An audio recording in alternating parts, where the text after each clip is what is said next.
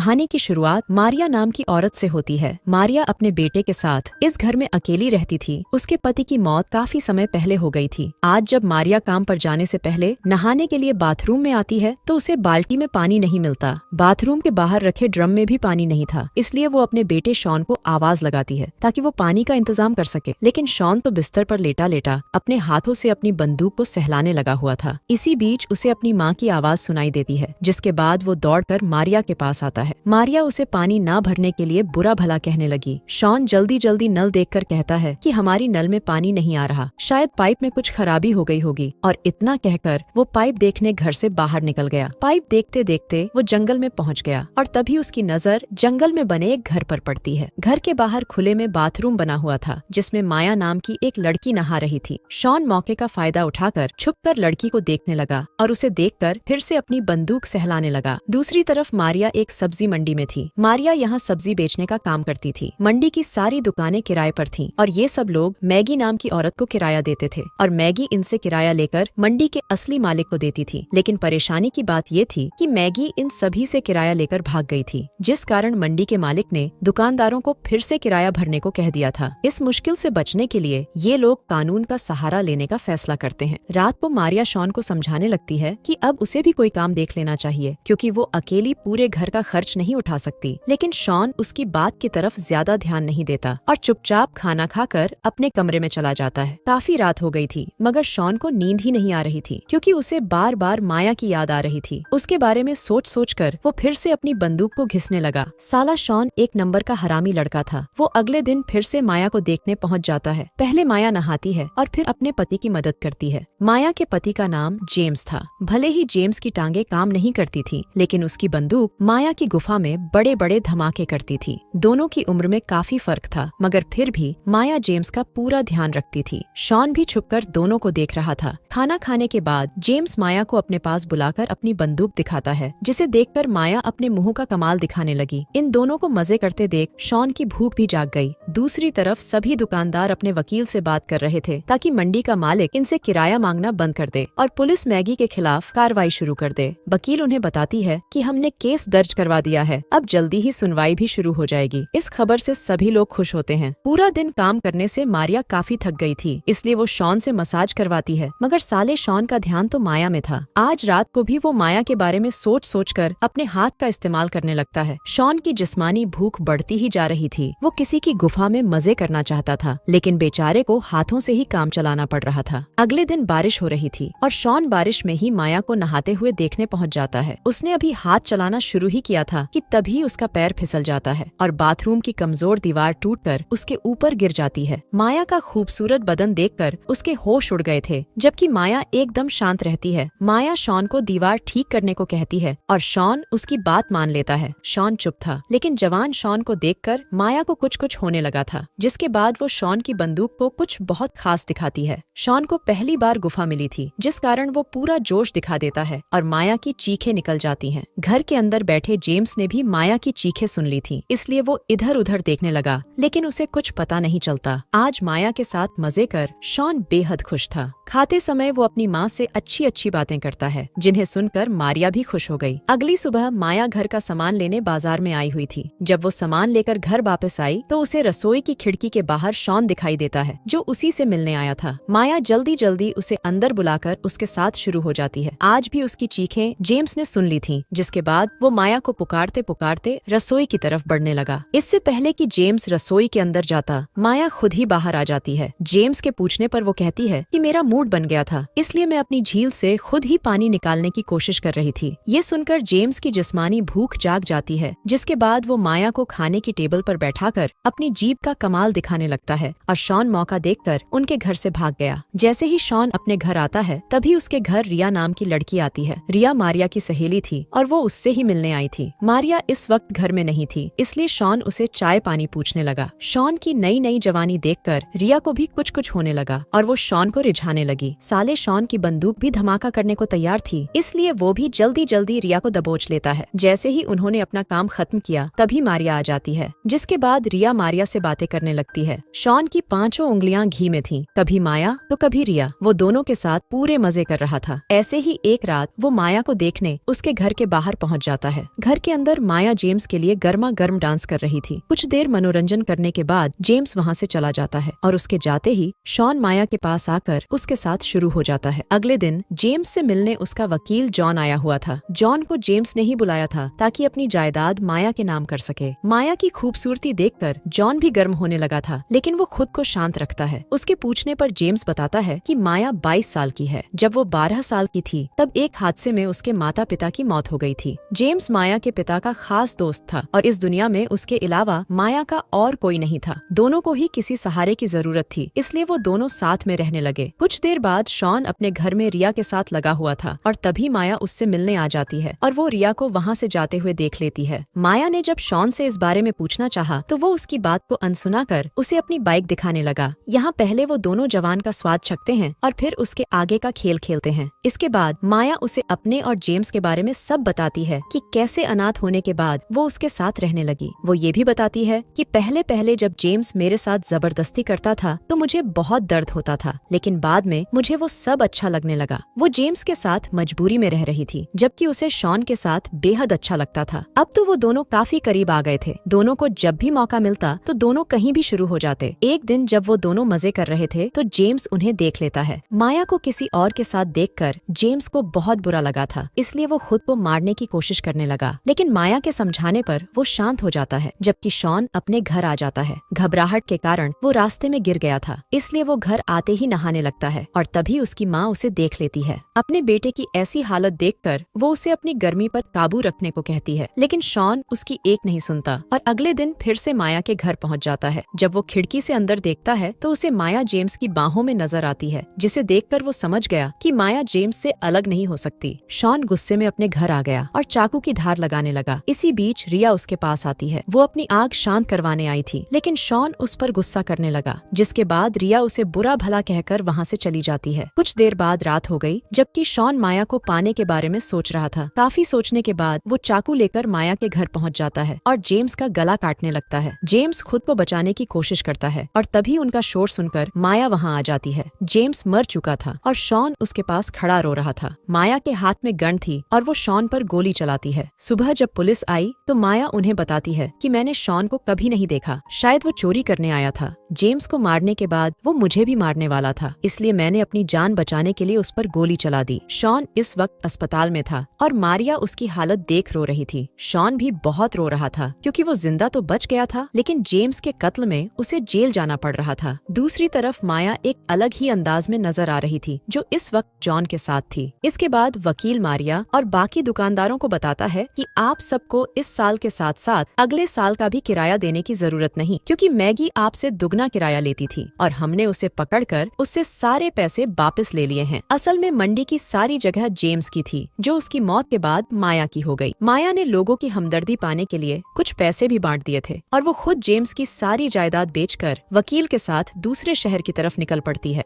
असल में माया वकील से प्यार करती थी। शॉन को अपने प्यार में फंसाना और उसका जेम्स को मारना, ये सब इनकी योजना थी ताकि जेम्स रास्ते से भी हट जाए और इन्हें उसकी जायदाद भी मिल जाए। इसी के साथ इस कहानी का यही अंत हो जाता है।